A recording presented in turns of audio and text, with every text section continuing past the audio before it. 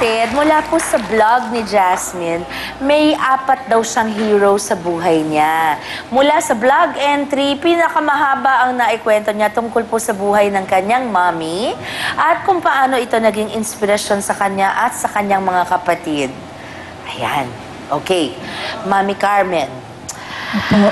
Okay, sa Pangasinan daw po kayo nag-umpisa at medyo mahirap daw ng konti ang buhay ninyo doon. Opo, opo, Miss Sharon. Nung Wala pa araw, po sila, no? Wala pa. Hindi nyo pa nami-meet si wala father pa, to be. opo. Okay. Nung araw, kasi umuwi kami namatay ang father ko, umuwi kami ng province. Tapos, mas hirap ng buhay sa Bulina, Pangasinan. As my stepfather, ako, ganyan, after nag-remarry ng mama ko. And then, wala, mahirap talaga, kaya nagtinda ako po ng siguro mga grade 4 ako, nung araw, grade 5. Nagtitinda po ako ng saluyot. Parang Sa Alaminos, 9 Pangasinan. years old, Yeah. no? Mga 9 years old. Pumunta 10 ako years sa old. bukid, magkukuha ako ng saluyot, ang palaya na wild. Okay, so nagmula po kayo sa pagtitinda ng wild ampalaya at saka po saluyot. Sa napakamurang edad, no? 9 or 10. Tapos, ano pong sumunod doon? Anong trabaho Sumunod po? Doon, ako sa tiyahin ko sa karinderya. Habang nagpumapasok Nakitulong ako po kayo. Ano po niluluto nyo, mami? Hindi, naghuhugas ng pinggan noong araw. Po? Tagahugas ng pinggan. Tagahugas kayo. Nagsiserve ka rin ng pagkain. Ay, opo. Pero sa ano po tindera. yung pagkain sa karinderya? Halo-halo, pitada, dinuguan, pakbet, Halo-halo na. dininding, halo-halo na po yun. Yun. Opo. Nandun pa po ba yung karinderya ngayon? Andun pa po, sa Bulinaw. mo, no? Andun pa. Ang ganda. Andun pa. Kaya kapag Nakita umuwi- na po nila, Jasmine. Nakita. You should go on a tour of Mommy's bio. Correct! Correct! Mommy's life story. I-tour ninyo mula nung pagkabata niya, di ba? Para maintindihan nila yung roots nila talaga on your side, Mommy. Okay. Ngayon, Mommy, paano po kayong napuntang Australia? Kasi hindi na daw po kayo nag-aral. Hindi na Talagang po. pinili niyong magtrabaho na, kaya bata pa kayo, tinda na ang ginagawa ninyo. Nung napunta na po ako na Australia, may mga kapatid akong half sister and brother. Also. Opo. Kaya hindi na ako nakapag-aral. Nung nandun na po ako, pinag-aral ko po sila. 5 po sila. At sa ngayon, napagtapos ko din po sila nursing, computer engineering, teacher, Bongga ni at Mommy. 2 nursing. Sa Australia, sa Australia kayo, Opo. sila nandito. Andito sila. Yun. Nataguyod ko naman po yun so how many years. Napataguyod ko na sa awa ng Diyos, thank you Lord, napagtapos ko sila. Yeah. Nasa Canada, nasa Amerika, nasa Saudi. Yun. And Nakuha ko na yung Australia. iba sa Australia to. Sasabihin ko po sana dapat, pero I'm sure na lang ang sasabihin ko na tinatanaw nila ang utang na loob na malaki sa inyo, Mami, no? Jasmine, sa naging buhay naman ni Mami, okay?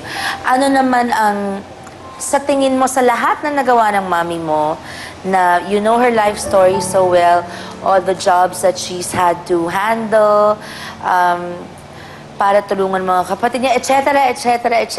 Ano ay yung pinaka ina-appreciate mo at yung ang tingin mo super galing si Mami? Ano yung trait na yon? Or anong job yon? Anong sa lahat ng nagawa niya? Si Mommy talaga, feeling ko, from the very start, natural na yung pagiging mommy niya. From such a young age, 9 years old, nagbebenta na siya ng kung ano-ano just to raise money, di ba, para mapaaral po yung kapatid niya. And talagang sinakripisyo niya yung sarili niyang education para lang sa mga kapatid niya. And yun po talaga yung pinaka nagsa-stand out for me kay Mommy na she set herself aside para dun sa mga kapatid niya. She let them have their own thing. Tapos, now she's even doing it again with me, my ate, my brother. Parang paulit-ulit lang po na, ayun, panay bigay niya sa amin ng kung pag-nourish ng education namin, ng lifestyle namin. And she'll do anything para lang makuha namin yung gusto namin in life. Grabe, mahal naman si Mami. Pero kahanga-hanga naman talaga, Mami Carmen. Grabe po talaga. Kasi ako po, 12 pa lang nagtatrabaho na. Pero yung pong klase ng trabaho nyo, wala po sa kalangkingan ng hirap na dinanas nyo. Lahat ng pinagdaanan ko na. At ginawa niya yon dahil sa mga mahal niya sa buhay. Na lahat maayos ang buhay ngayon. Sige. Tignan nyo, pag nakapagpaaral, di ba may domino effect? Talagang isa lang ang makapagtapos. Sa case ni Mami, hindi pwedeng isang kapatid lang, kailangan 5. Di ba? Correct. At nag-succeed si Mami to. Alam nyo, Mami, kaya I think you are blessed and your children are blessed. Si Anne is very blessed. Jasmine is, look at this beautiful face. Sisikat pa to. Hindi pa yan lang. Hindi pa, Jasmine is such a sweet, lovely girl with talent. What does Thomas do? What's his He interest? sings. Ang lakas niyang kumanta sa bahay.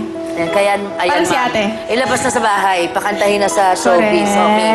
Dahil minsan, baka gusto na matulog ni Mami. Okay. Pero Mami, yan po talaga, hindi na tutulog ang Panginoon, ano? Anong masasabi niyo po sa mga anak niyo?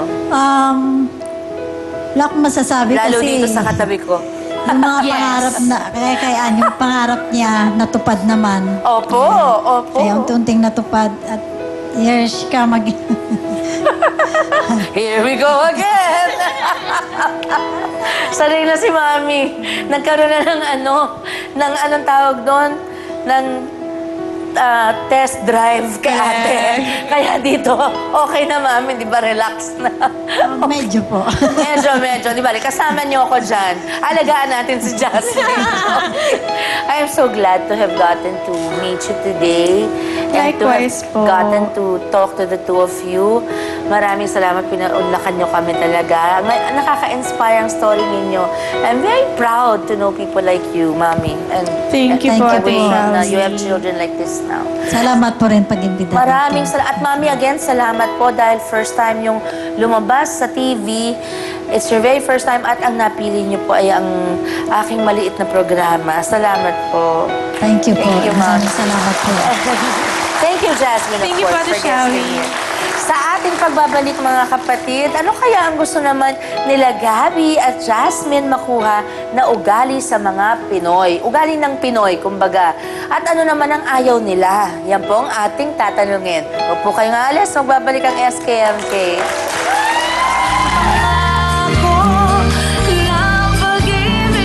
Patintero, 21, Bangsa, Ang galing, Siko, sipa, Sipa, ganon. 10-20.